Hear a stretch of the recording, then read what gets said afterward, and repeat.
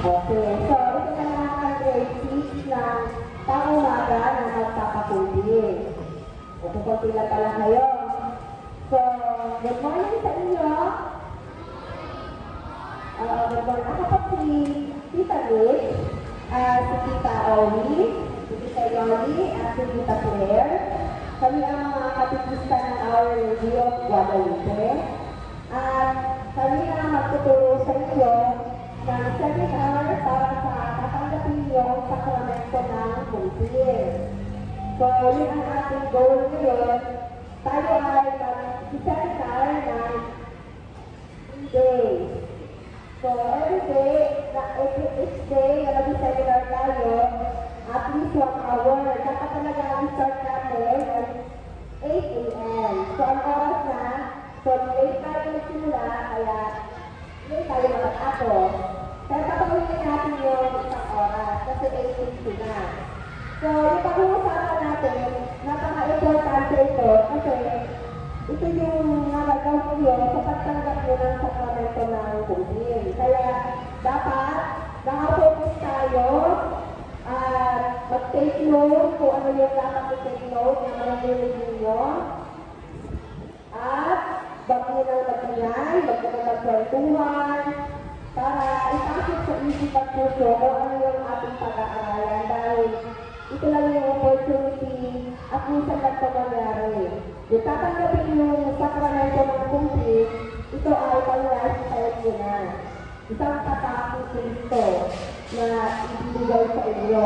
Kaya makikili tayong mabuti sa ating mga gagawin ngayon. Okay ba? Okay. So, bago tayo magsimula, tayo ay mananalangin muna. Dahil kung lang naman kayo, pwede tumayo tayo at tayo ay mananalangin. Okay? Siguro naman alam nyo na yung ating ginagawa pag nananalangin, tayo ay nagsasign of the cross. Tama? So, mananalangin muna tayo. Pangalan ng Ama, ng Anak, ng Espiritu Santo. Amen. Ang pangalan nyo na sa langit, pinupulita po namin at pinasasalamatan sa araw na ito dahil binigyan mo kami ng pagkakataon na nagsama-sama upang pag-aralan ang iyong magandang balita na gusto mong ipagkatid sa amin. Dahil sa ito ay katanggap ang sakramento ng kumpir ay kailangan po namin maintindihan kung ano po ang iyong gusto ipagkatid. Ito po, Panginoon, ay pinapasalamat namin sa iyo sa bigayang ito. Patawarin mo po kami, Panginoon, sa mga panahon hindi kami nakikinig sa ating kami nakakapagdasal, pero dahil po sa iyong lasa, ay binigyan mo po kami ng pagkakataon at dito po muli para ikaw ay ating balikan at pag-aralan kung ano po ang iyong ibibigay na grasa sa amin. Dito po, Panginoon, ay hindi namin, ibigyan mo kami ng kalakasan, ng wisdom, na maintindihan po namin ang aming pag-aaralan. Panginoon, ito po ang hinihiling namin sa pangalan ng Jesus na aming Panginoon kasama ng Banal na Espiritu Santo. Amen. Sa ngalan ng Ama, ng Anak, at ng Espiritu Santo. Amen. Ito na po tayo. Okay. So, okay, kompleto na. Ito, grade 6 na lahat. Ito, diba? Grade 6. Okay. So, bago tayo magsimula, tatawagin ko muna si Tita Claire para linawin muna kung ano yung mga kailangan nyo, yung mga requirements nyo, yung mga kailangan nyo para mamaya, pag hindi nyo, yung mga wala pa mga requirements, ay makasikaso na. Okay? Tita Claire?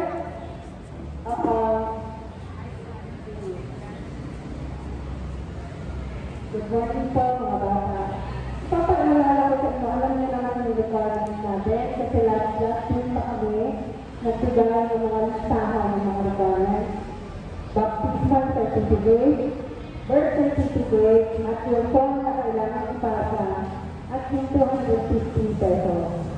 Alam niyo ba kung saan naman yung 250 na ibabayad ninyo para sa complete? Okay.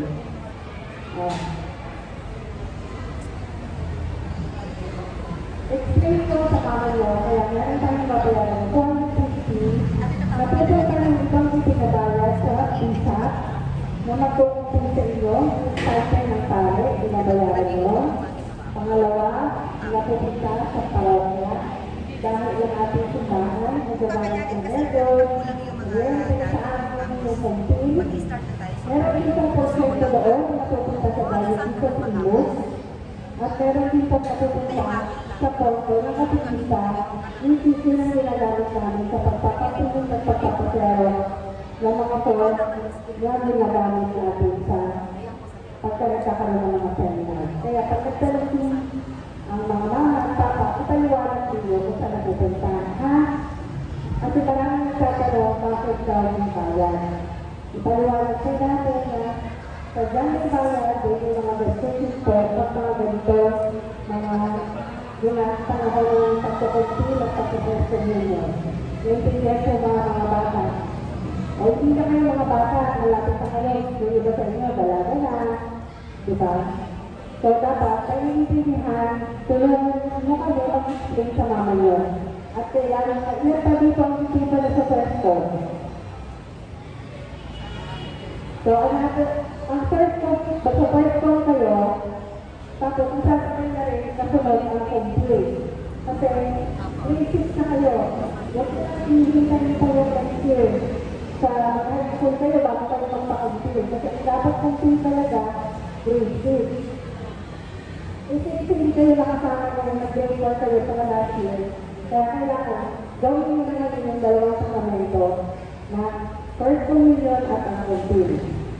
So, alam nyo na yung requirements. Lahat ba dito ang mga form na kailangan sitatan.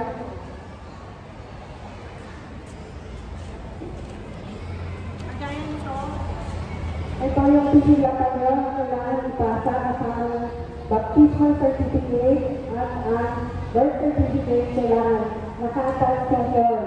Kasi dito nakalagay ang pangalan ng Ninong at Nina. Mahalaga po yun na meron kayong isa, meron kayong form, kasi isusulat yan sa certificate na makukuha ninyo. Yung Ninong at Nina. Aliwanag po ba?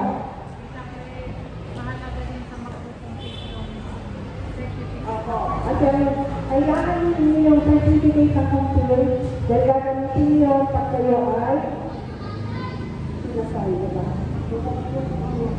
Kasi pag malaki kayo at magpapakasal kayo, isa sa requirements na hinihingi is yung baptismal certificate at yung confirmation certificate.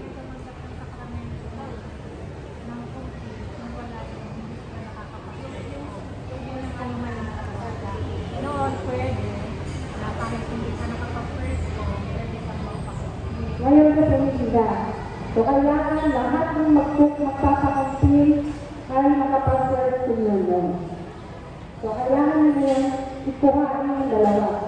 First form at yung kuntil. So,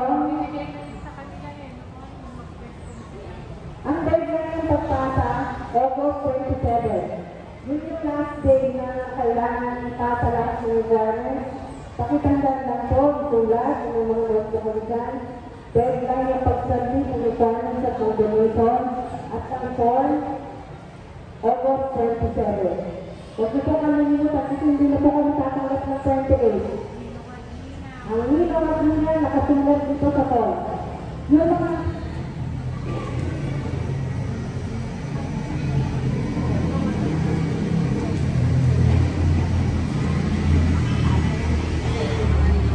naiintindihan po ba, mga ate, kuya? Naiintindihan po ba? Okay naman kayo ang deadline. Okay. Importante, kumpleto, at kayo. Aatin pa rin nyo ng August 26 at August 27 na. So, na-seminar natin. Naiintindihan po? Okay. Sige, ito na ako si Tita Liz. Okay, so, dito muna ang mga requirements. Okay, tayo ay magsimula na. Okay, noong time kayo ay nag-first communion, diba, nag-seminar din kayo. Itong pag-uusapan natin, ay kailangan natin ito sa ating nag-aralan nyo ng first communion kung natatandaan nyo. Kasi kailangan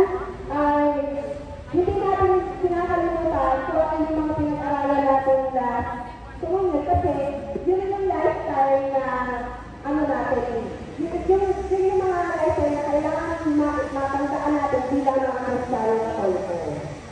Okay, so babalik tayo, papakapiliwan naman natin na tayo mga Kristiyano na Katoliko ay naniniwala ng Diyos. Tama? Okay. Kasi meron mga ibang religion na walang Diyos. Nakapagod sila. So tayo ay naniniwala ng Diyos na mapagmahal. Ang Diyos ay walang simula at walang hanggan. So ang Diyos ay buhay na nagpamahal sa atin, na nagbibigay ng grasya sa atin, na hanggang yun ay kasama natin. So ang gusto natin malaman, paano ba nagsimula ang Diyos na ibigay sa atin ang mga grasya na mayroon tayo ngayon. Tama? So, tayo ay nandito dahil kay Lord. So, ngayon, iisipin natin, ano ba ang unang-unang ibigay ng Diyos? Dahil tayo ng Diyos, ano ba ang ginawa ng Diyos para sa atin? Para tayo ay bigyan ng grasya. So, meron tayong tinatawag bilang Kristiyano Katoliko ay pinaniniwalaan natin na ang Diyos ay nag-create, bumuo ng mundo. So, pag-uusapan natin ang creation. So, natatandaan nyo, kung nag-aralan nyo ito ng first thing nyo, yung creation, na ang Diyos ay nagtrabaho ng 6 na araw at yung pag-7 araw siya ay nagpahinga.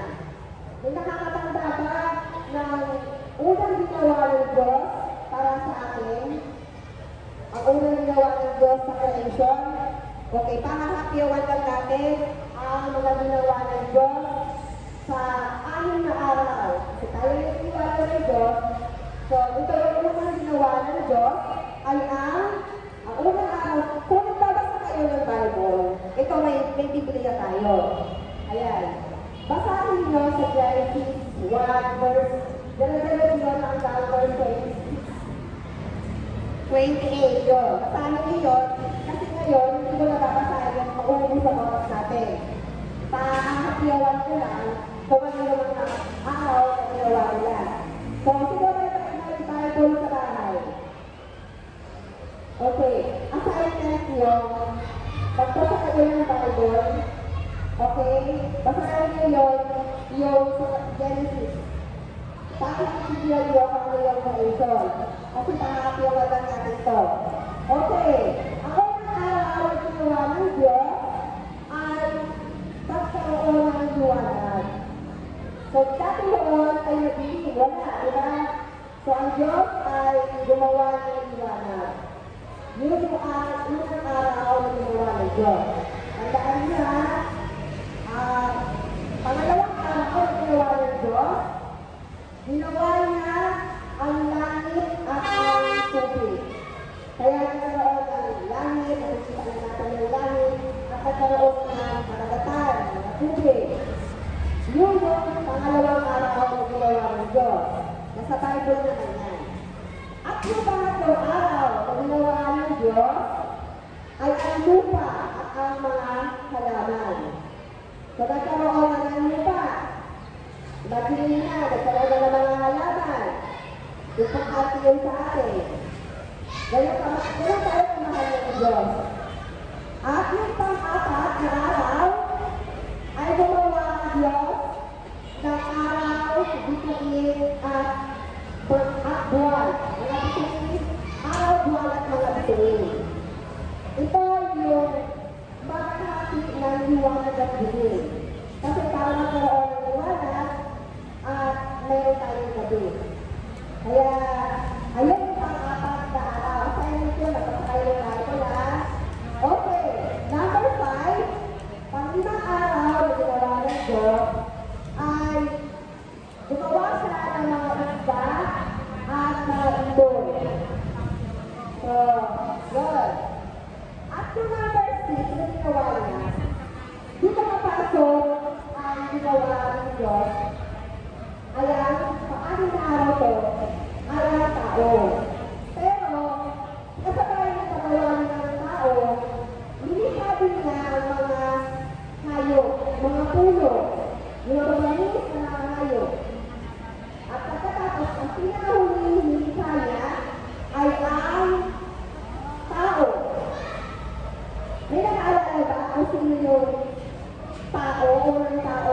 nilikha ng Diyos?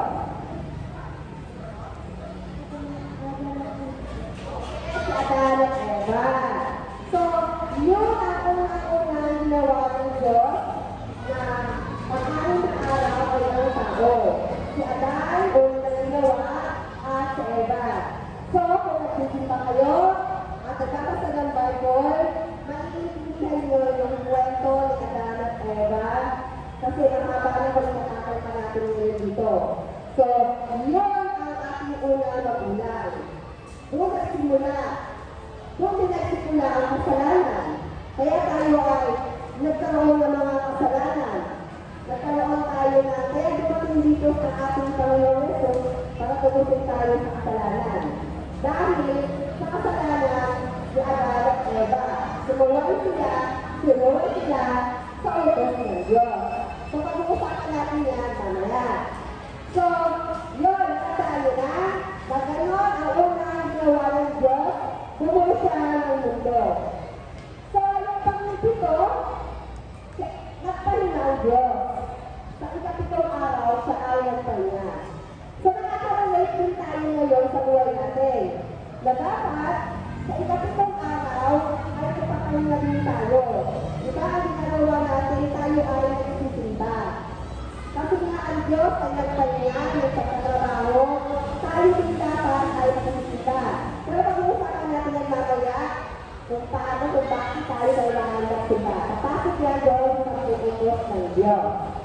So, yun ha, nalikat tayo sa creation. So, ganoon tayo kamahal ng Diyos. Bibigyan tayo ng mga ganong biyaya para gawin natin. Okay? Ang first topic na tayo, mabilis ba? Yan. Okay. Pangalawang topic natin. Siyempre, meron tayong Diyos. Dapat, kilala natin kung sino ba ang Diyos. O, diba? So, dahil may naglikha, may nag-creation, kilalanin natin sino ba ang Diyos. Okay, nakikita kayo sino ba ang Diyos natin. Lahat pa dito Katoliko. Okay, Katoliko lahat. Okay. Dapat yan. Kasi tayo naman ng oras. O, kung gusto makinig, diba? Okay na. Okay. Pag-usapan natin ang ating Diyos. Pero, dapat pag-usapan natin ang ating Diyos ay kung ano na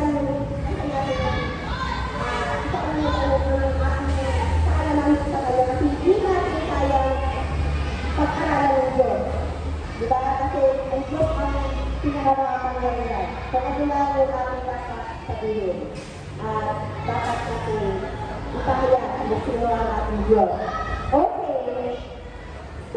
Ang pag-usapan natin, yung pag-sign of the cross, kasi dito makasok kung sino ang ating Diyos.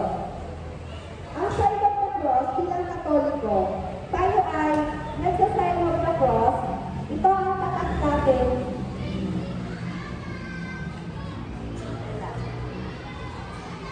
Ito ang tatak natin bilang mga Kristiyano Katoliko. At kung natin pinipiclear kung sino ang ating Panginoon. Okay? So, ang ating Panginoon, kapag tayo ay nagsa-sign of the cross, una, nire-declare natin na ating Panginoon ay nasa hawalik ng lupi. Tayo mag-sign of the cross. Diba? Ilalagay natin sa ngalan ng Ama, sa loob. Ibig sabihin, ang Diyos na tagapaglikha ang Ama. Yung Ama ang naglikha sa lahat ng bagay. Yung pinag-usapan natin kanina sa creation. Ang Diyos Ama na tagapaglikha. Ang Diyos Anak na sa Jesus na tagapagligtas na isinita ni Mama Mary dala ng Espiritu Santo at ang Espiritu Santo kaliwa, ang ibig sabihin ang Espiritu Santo ang tagapagpabanay. Yung tama sa Espiritu na makita sa ating mga kalahati, ang ibig sabihin ang Espiritu Santo siya ang takpak natin na gumagabay sa atin sa araw-araw, kahit saan, na gumagabay na nakikinig sa atin sa ngayon. Okay? Yung Espiritu Santo. So, ibig sabihin, tandaan, ang ating Diyos Ama, Diyos Anak, at Diyos Espiritu Santo. Meron tayong isang Diyos sa tatlong persona. Tatlong persona na ang Diyos Ama, Diyos Anak, Diyos Espiritu Santo. Iisa lang ang ating Diyos. Kaya tayo ay tinanong, sino ba ang Diyos natin? Ang Diyos natin ay isa lang.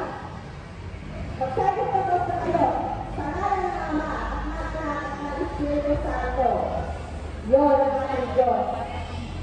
At si Cristo ang nakita natin. Siya ang bumaba dito sa lupa na nangaral na nagkita sa atin. Pero isa lang yan nga, isa lang ang ating Diyos. Okay? So, naintindihan? Mayroong limang tanda na bakit kailangan tayo magsayot sa Diyos. Okay? Una, bakit kailangan natin magsasayot sa Diyos? Unang tanda, bilang pag-alaala natin na dinideclare natin na ang Diyos natin ay Holy Trinity, na mag-Ama, Anak, at Espiritu Santo. Tandaan na, at ang pangalawa na kailangan natin mag-sayot sa Diyos dahil ito ay tanda ng pagkapako ni Cristo na namatay at muling nabuhay. Diba itinapos sa krus? Itinapos sa krus dahil tayo ay iniligtas sa kanyang mga kasalanan. Kaya every time na tayo ay nagsasayot sa krus, dinideclare natin at nagpapasalamat tayo, inaalala natin na tayo ay iniligtas ng ating Panginoon si Cristo. Kaya dapat hindi tayo nahihiya na magsasayot sa krus. Okay? At pangatlo, every time na tayo ay nagsasayot sa krus, ito ay tawag na shorten prayer. Tatak ng ating pananampalatayang Katoliko. So, kahit saan tayo mapunta, dapat lagi tayong nagdadasal. Kahit hindi tayo makagdasal na mahabang dasal, at least tayo ay nagsayot sa cross. Kasi sa sayot sa cross, nagdasal na kayo ng maikli. Kaya shorten prayer. Dahil dinideclare nyo na ang Ama, Anak, at Espiritu Santo. Kailan pa dapat nagdadasal? Bago matulog, pagkagising, bago kumain, pag-alis ng bahay, every time na yung ginagawa, kahit anong gawin, dapat lagi tayo magsasayot sa cross dahil tandaan yan na pag-ibigyan natin na andyan ang Diyos kasama natin. Naintindihan? Okay. Sino yung pangatlo? Pang-apat na dahilan, bakit tayo nagsasayot sa cross? Pang-apat, ito ay ang pag-alaala natin nung tayo ay binindagan. Binindagan tayo, naalala hindi pala maalala, kasi pa kayo. Kayo ay binindagan kayo sa pangalan ng Ama, at ng Anak, at ng Espiritu Santo. Kaya every time na kayo ay nagsasayot sa cross, sinasabihan ninyo na kayo ay binindagan ng Katoliko, na ibig sabihin, kayo ay kasama na ng Diyos sa kanyang kaharian, kayo ay mga anak ng Diyos, kayo ay nakakarating sa langit. Kayo ay kasapi ng simbahan ng Kristiyano Katoliko. Bawat Katolik. Okay? So, yun yung pang-apat, at syempre yung last, yung pagpapakabangan. So, ito tayo nagsasayot sa Diyos tayo, because pinitipan natin ang ating Diyos, every time, nagiging banal tayo. Dahil, araw-araw na nilagay natin, inaalala ang Diyos. So, diba?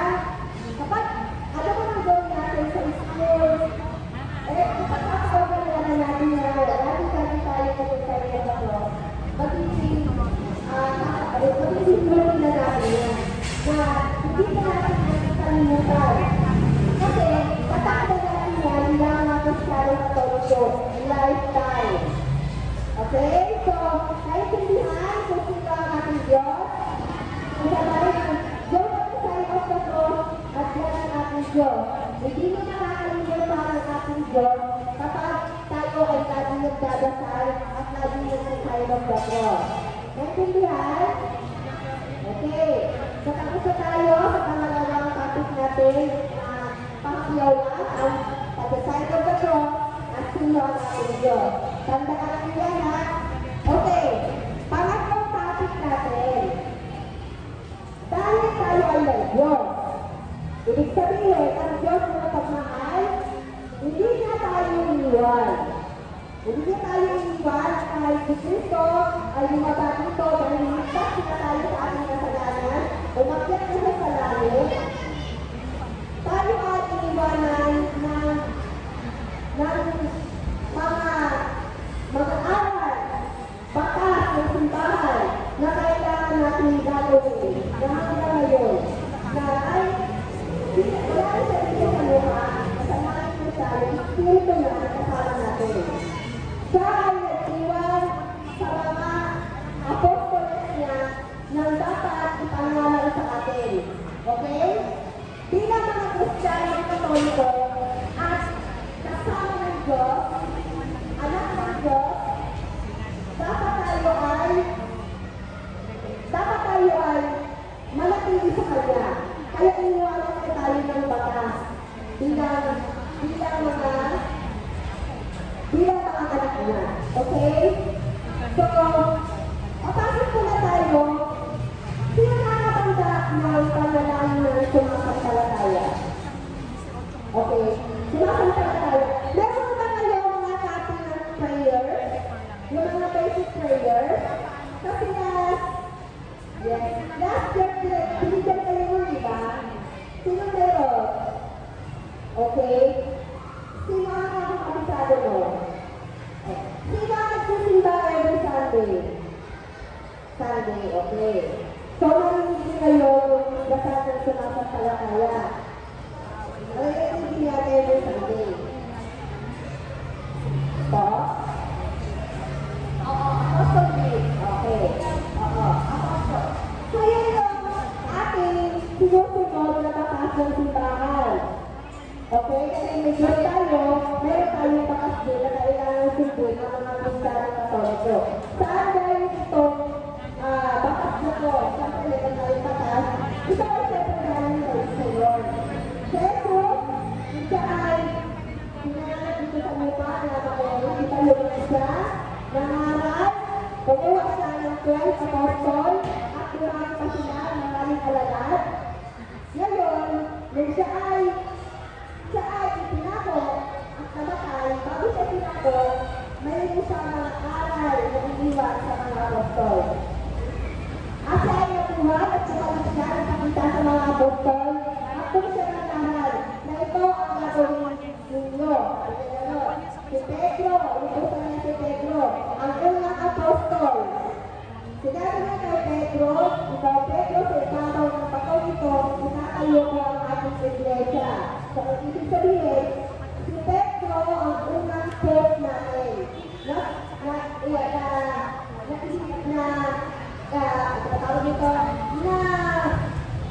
sinabi niya ang kanyang niya kay Pedro. Ngayon, si Pedro ay wala na sa diba, sinawin din niya ang kanyang pangyarihan sa mga post. Hanggang tumali ang post, sa maaaring panahon na kalipas, yung mga Santo Papa natin, hanggang sa kasalukuyan, ang Santo Papa natin ay si Pope Leo. Ilagay nila si Pope Leo? Okay? Ilagay dapat yun. Ibig sabihin, si Pope Leo ngayon ang buhay na unang unang libre ng ating pananampalataya. Na kung saan, si Peter, si San Pedro, na inutusan ng ating Panginoon Jesus, kung nasaan siya, doon ang ating mother ng ating pananampalataya. Kaya si Pedro ay nasa Roma, nasa Vatican, andon ang ating pinaka-mother church. Doon ang si St. Peter. Kung nasaan si St. Peter, doon ang ating simbahan. Kaya pinatawag ni Kristo 33 AD. Ngayon, ang nandun ngayon na pinaka-leader ay si Pope Leo. Ngayon, lahat ng mga programa natin na pinagkiriwan sa buong mundo ay pangitakilan ay nagmula sa Vatican. Ay po. Ngayon, yung mga po ay sinundan ng mga kardinal, ng mga obispo, at ng mga pare. Ngayon, yung mga pare na nakikita nyo, pag nagsisita kayo, ay connected yan sa mga apostoles na ay San Pedro at ang gamang natin tayo na ay Jesus. Kaya, apostol succession ang tawag natin, walang puto yan. Mula kay Jesus, apostol hanggang sa mga kaparian. Ngayon, itong simbahan, ito ang sinusunod natin. So, ano ang sinusunod na Jesus sa mga apostol, ito ang guide natin ngayon na ginagawa natin. Okay? So, walang puto. Dahil sinatagal na natin simbahan, hindi nakikita. Kasi ito ay gawa ng Diyos. Hindi ka tayo ng Diyos. Okay? Sa panalangin ng sumasampalataya, dito papasok ang ating mga batas. Okay? Pakiyawan natin sa sumasampalataya. Naintindihan ba? Naintindihan nyo? Okay. Ang ating sumasampalataya.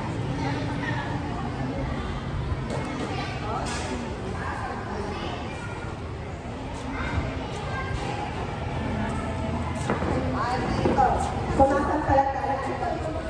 Ay, artikulo. Diba sa batas, dito sa bansa natin, ay meron mga senador na gumagawa ng batas. So, ito naman sa simbahan, meron si Jesus na apostol, Saint Apostol. Sila ngayon ang nag-usap-usap at na gagawin nila yung batas na ito para sa ating simbahan dahil ito turo ni Cristo. So, ang pinaniniwala natin mga Kristiyano Katoliko ay nasa loob ng panalangin ng sumasampalataya. Okay, ito ay 12. 12 ko. Number 1, sumasampalataya ako sa Diyos na mga kapangyarihan sa lahat na nagawa ng langit at lupa. So, tayo mga Kristiyano Katoliko, naniniwala na ang Diyos Ama ang lumikha ng langit at lupa. Diba? Sa Christian, siya ang bumuo ng mundo. Yan lahat-lahat ang Diyos Ama. Number 2, sumasampalataya naman ako kay Jesus Cristo, isang anak ng Diyos, Panginoon natin lahat. Okay? Tayo mga Katoliko, naniniwala na si Jesus Cristo ang ating Panginoon. Panginoon natin lahat. Na Diyos Anak. Okay? At ang pangatlo, ipinaniniwala ng Espiritu Santo at ipinanganak ni Santa Maria Virgen. Si Jesus, naniniwala tayo na ipinaniniwala ni Mama Mary. Si Mama Mary ay dalaga, Virgen, walang asawa, pero siya ay nagbuntis, galang ng Espiritu Santo.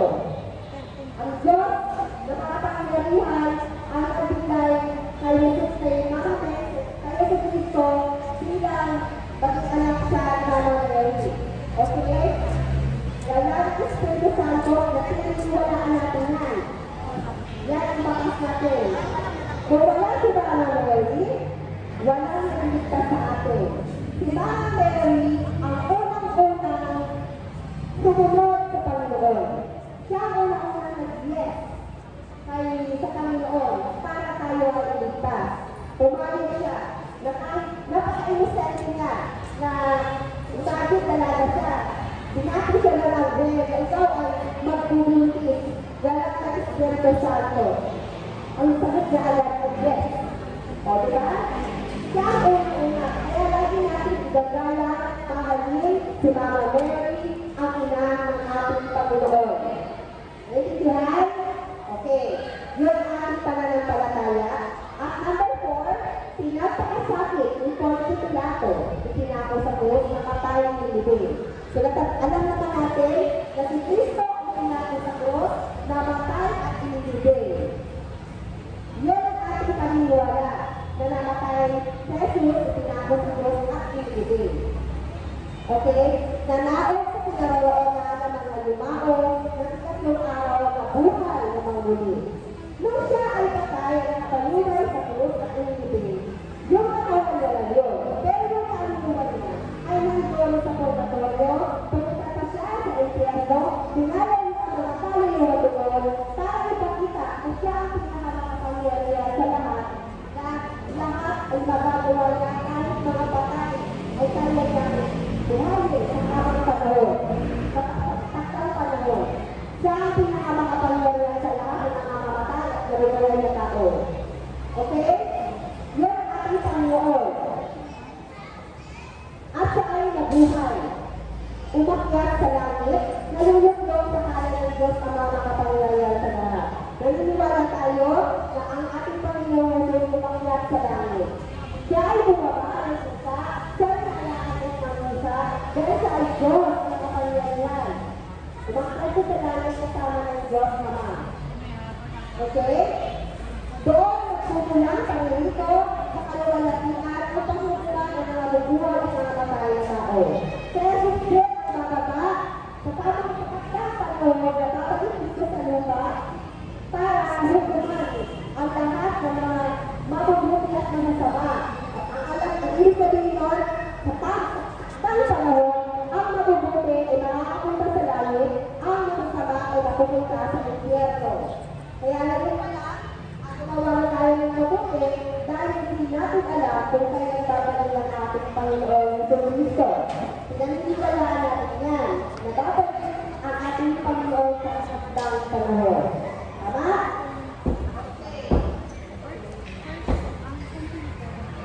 Number 8, sumasampalataya ako sa Diyos Espiritu Santo. Yan, pinaniniwalaan natin na ang Diyos Espiritu Santo ang lagi natin kasama sa mga oras na ito. Ang Diyos Espiritu Santo ay gumagabay sa atin. Every time na kailangan natin ng Diyos, ang Espiritu Santo ang ating kasama. Pinaniniwalaan natin yan. Yan ang ating Diyos. Okay, number 9, sumasampalataya ako sa banal na simbahang Katolika. Yun kanina ang sinabi ko sa inyo, na ang simbahang Katolika, tatandaan nyo, ang ating simbahan ay Roman Catholic. Kasi, sa panahon ngayon, marami na mga ibang sekta na hindi Katoliko. Lalo kayo dito sa Pilipinas, kahit nagsusot ng mga bangkaya, kaya nyo Katoliko, hindi sila Katoliko. Kaya tatandaan nyo sa lagi, kapag kayo ay napasok sa simbahan, pag hindi kayo sa original na simbahan, tanungin nyo kung ba ay Roman Catholic. Na mayroon po, dahil tayo mga Roman Catholic, ito yung sinasabing Kristo na 33 AD, may pinasa na kay San Pedro, na ibasa ngayon sa mga pope, mga Santo Papa, at sa ating mga kapangyarihan. Tayo ay Roman Catholic. Natatandaan nyo, ay tatanungin nyo, kasi maraming simbahan ngayon na halos sa simbahan natin. Ginagaya. So, ayun na natin yung pag-ibig sa siguro na. Pero, marami ako yung nangyayara na minsan na fake news na kung saan sa mga simbahan, akala nila ay ito. Pero hindi pala. Tandaan mo, Roman Catholic na meron tayong Santo Papa na si Pope Leo. Kapag yung ating simbahan, legit yun. Okay? Yung ating simbahan, Roman Catholic yan. Okay? Tandaan na, yun ang totoong simbahan, hindi sila natin Kristo ang ating simbahan Katoliko. Roman Catholic. Okay, number 10, sumasampalataya ako sa kapatawaran ng mga kasalanan.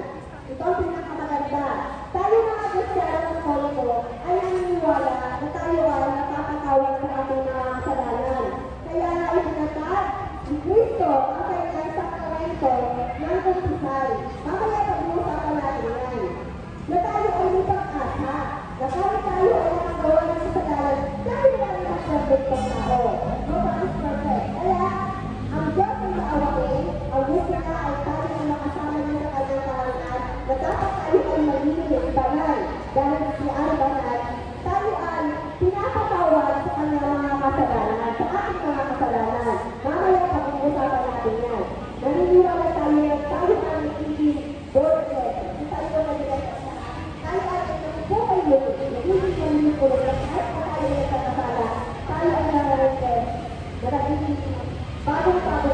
ng Diyos. Okay?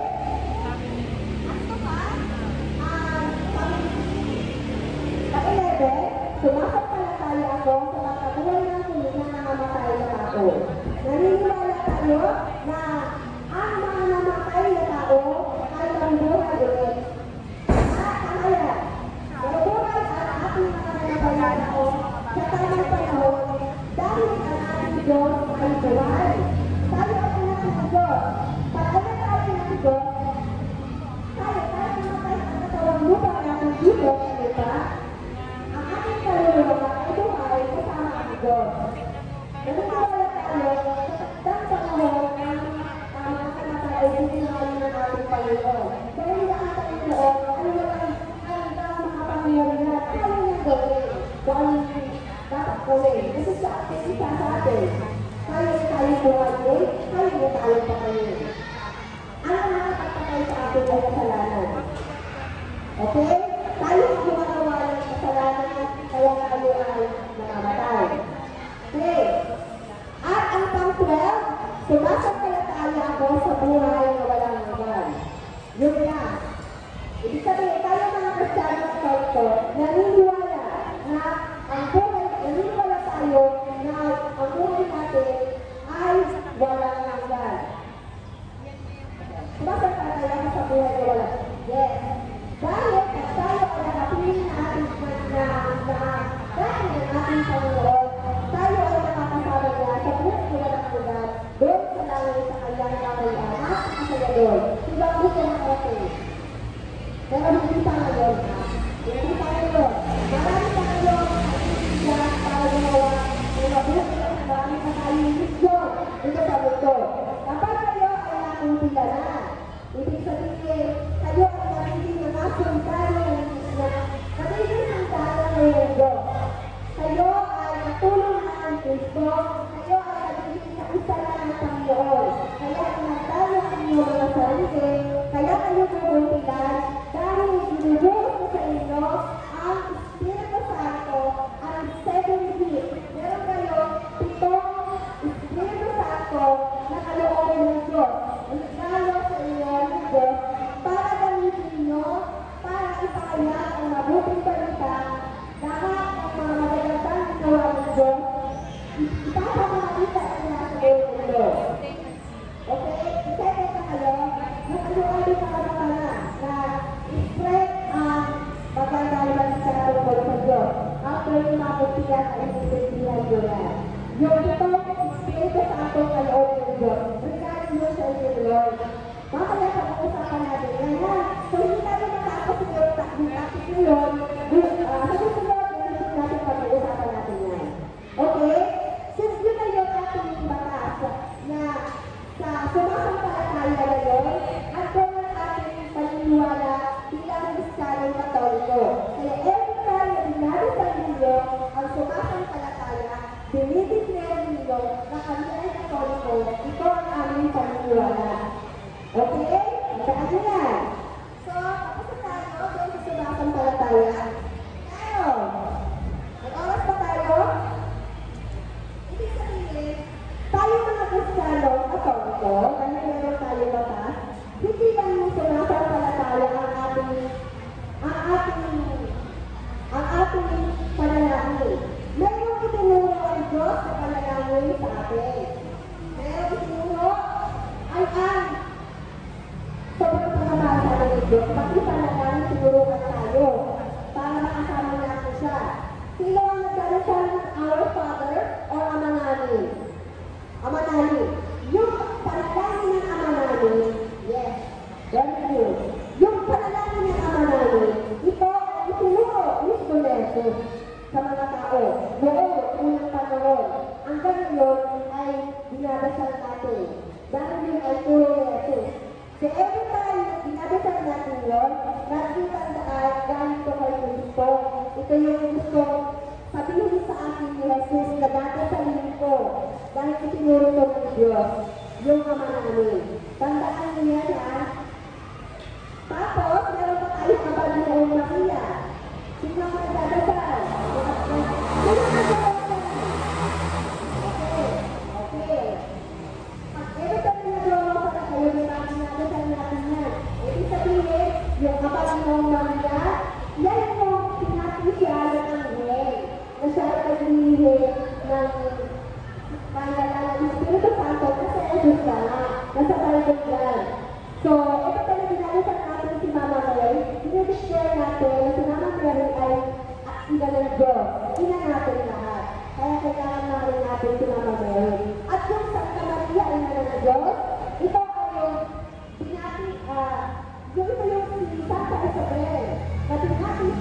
Binigyan siya. Nagdahil sa ina ng Diyos. Nung ginagawa niya, si Nagdahil sa Caramel, Santa Isabel, nasawa ng Sakayas, Santa Isabel, na nanay ni San Juan Bautista, na tita na Jesus, binigyan niya, kasi si Mama Mary ay ina ng Diyos. Kaya pala natin babasa niya, every time sinalisan natin ang Santa Maria, ay binibigyan natin na siya ang ina ng Diyos. Ina natin lahat. Okay? At yung luwalhati.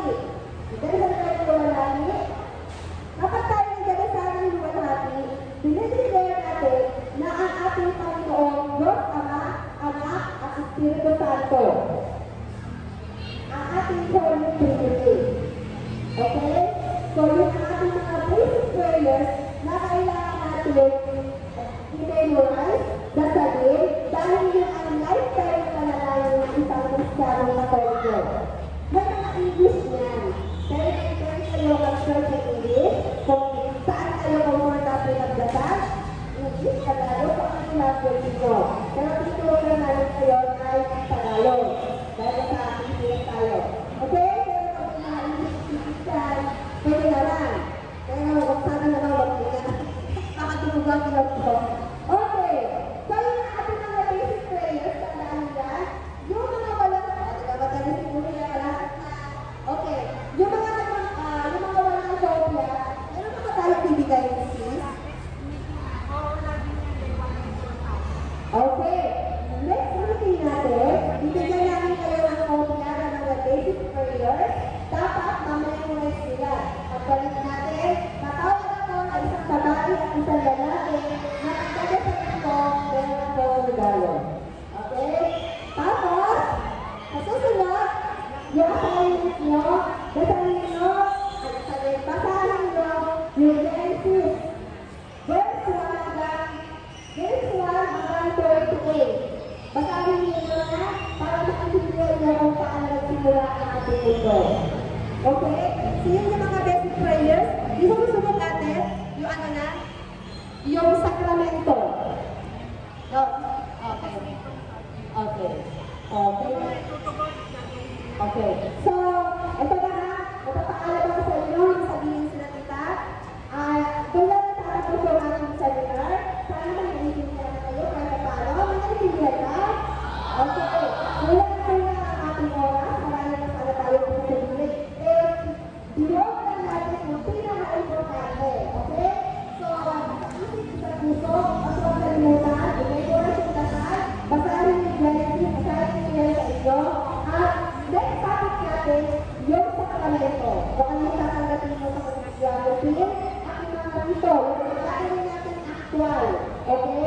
Walang accent, and actual ngayon, ha? Importante yun, ano ba? Yung requirement. Okay. May sabihin si tita. Okay. Sa inyo ha, kita tayo, may hindi tayo na wala mo na halos na bawas ko yung tayo ang ganito yun. Ang kumpin nila ay September 3, ano? September 3, alas 7:30 dapat na sa radio na naka-school uniform. Kasama ang nilot at nina. No? Yung mahalaga.